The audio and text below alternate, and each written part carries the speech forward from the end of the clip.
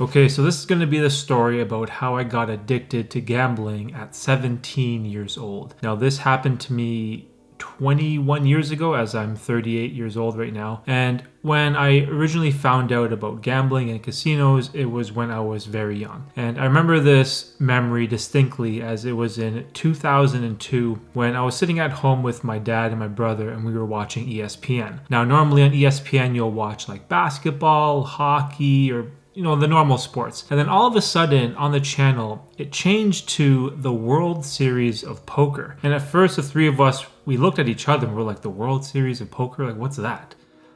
And we had no clue or idea what No Limit Texas Hold'em was. And basically, it's just the biggest world championship poker tournament for poker. And it was happening in Las Vegas and it happened to air on ESPN. And I remember this so vividly because there was this one guy named Robert Varconi. I think he was some type of investment banker from New York, just like your basic everyday guy. And he ended up winning the entire tournament. Now, this seemed so amazing to us because this guy was just an amateur. He wasn't a professional poker player by any means. He was just some dude from Staten Island, I think. And then he just won this whole poker tournament. I think he won like $1 million. And so I remember this moment in my life where I was like, wow, a regular everyday guy can play in the World Series of Poker and you actually have a chance to win against the professionals. It's not like you can sign up for the World Series in baseball or play in the NBA finals. Like, you can't just sign up for these things. But in poker, if you have $10,000 US, you can, and you can enter in the world championship. And so I remember really young that I was super fascinated about this game. So me, my brother, and my dad, we went out, we bought poker chips, we got cards, we started learning all the rules, and we would play pretty regularly, I guess you would say, on the weekends. However, my obsessive compulsive personality soon took over. And I remember during this period, I was working a warehouse job where I think I was making $800 per pay. It was something like $13 an hour lifting boxes in a warehouse, and I was working like 38 hours. So I had this disposable income that I could use towards poker. And what I did was there wasn't any casinos within the proximity of where we lived. The closest was at Niagara Falls, which was I think an hour and a half drive. So it wasn't really realistic for me to be driving all the way down to Niagara just to play poker. And even then, I don't even know if Niagara Falls had poker rooms back then. I have no idea. But what did exist was online poker. And this was funny because back in 2002, this was before the poker boom. The poker boom happened in 2003, when the following year this guy named Chris Moneymaker won. So I sort of got into the game a year earlier, and no one really knew much about it.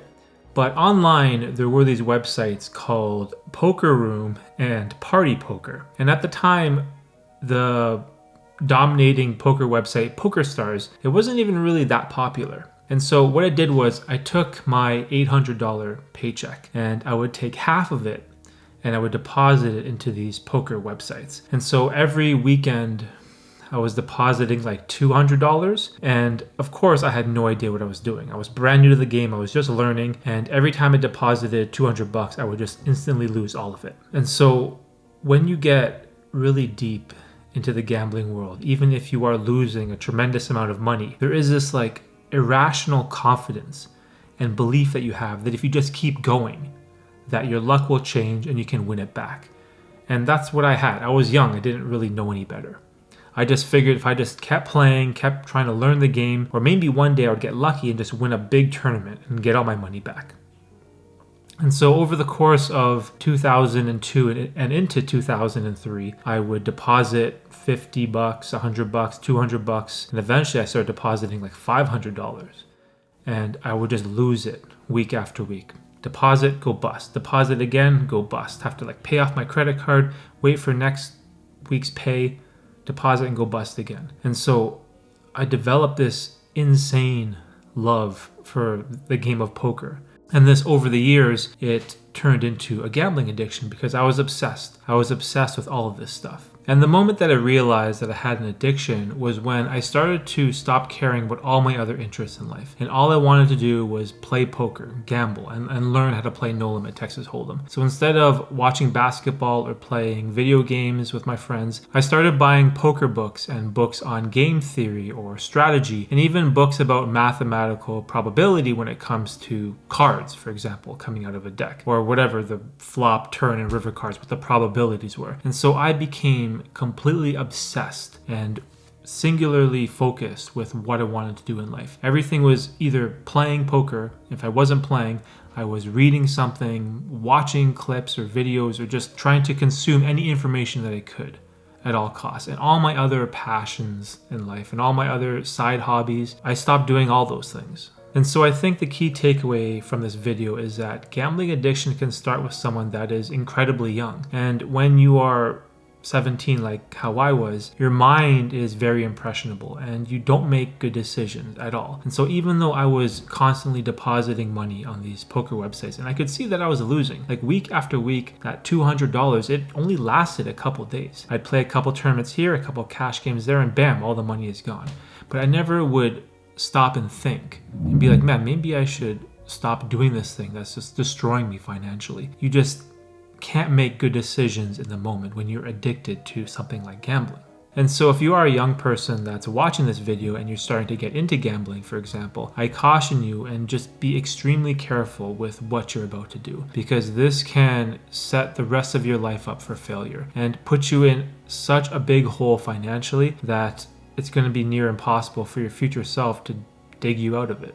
Now, the crazy thing about this story was that all of those books that I bought and all that reading and studying I did about poker theory and probability and pot odds and mathematics, it actually paid off, because I sort of got to a point where I would deposit those $200, $300 part of my paycheck, and I started to break even. And this was kind of funny because instead of losing all my money, I sort of got to a point where I could just keep playing and never had to deposit anymore. And eventually I became a winning poker player. But if you've seen any of my other videos where I talk about how this sort of really affected me negatively in the long term, where because I was successful in the game of poker, it gave me this irrational confidence that I could be a card counter and win money in blackjack, or that I could somehow win money in roulette or craps, or maybe I could become a professional sports bettor. Because I had success in this one field, in poker where you're playing player to player, I sort of ventured off into casino games where you basically can't win. It's impossible. The odds are always stacked against you. And so that is what really killed me in the long term, just being in the casino and just having this irrational confidence and this poor mindset and this inability to make good decisions in the moment. Now, one thing I did want to announce is that I am going to be adding some one-on-one coaching in the not so distant future for anyone that is struggling with a gambling addiction. And so I was a little apprehensive about doing this for quite a while, as I've always told people, there's all this video footage and streams on my channel on YouTube that's free. There's no cost for any of this stuff. If you have any questions, come on one of my live streams and I'll gladly answer any of your questions. So this is going to be something different than that. This is going to be for those who are seeking something a little more personal, a little more emotionally supportive, where you can have a one-on-one setting where we can have a one-on-one conversation and sort of talk through the nuances of something so crazy like a gambling addiction. So if this video helped you in some way, please let me know in the comment section down below. And if you want to watch my previous gambling addiction story about superstitions, you can watch that right here.